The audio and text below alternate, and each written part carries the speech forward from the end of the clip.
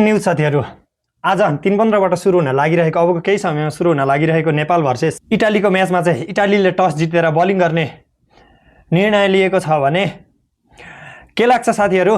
आज नेपालले कति रनको जित हात पार्न सफल होला अनि गोर्खाली आज कति रनको टार्गेट देला कमेन्ट गर्नु होला।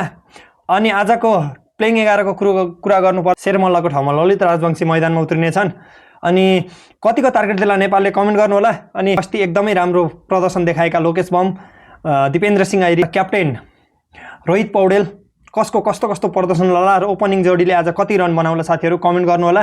अनि यो म्याच हेर्न चाहिँ को एक्साइटेड हुनुहुन्छ? म चाहिँ एकदम धेरै एक्साइटेड। के लाग्छ तपाईहरुलाई आज नेपालले कति रनको टार्गेट देला? मलाई चाहिँ जहाँसम्म लाग्छ टार्गेटको कुरा गर्नु पर्दाखेरि चाहिँ नेपालले 180 देखि 190 को बीचमा टार्गेट दिनेछ। 40 रन भन्दा माथिले चाहिँ आज नेपालले जित्छ भन्ने मेरो अपेक्षा रहेको छ। जय गोर्खाली, एकदम बेस्ट विशेष भन्न चाहन्छु र जितको अग्रिम शुभकामना पनि दिन चाहन्छु। गो गोर्खाली, अवश्य जितिन्छ आज। कमेन्ट गर्नु होला कति रनले जित्न सकिन्छ, हामीले कति रनको टार्गेट दिन सकिन्छ। Bye bye, see you next video.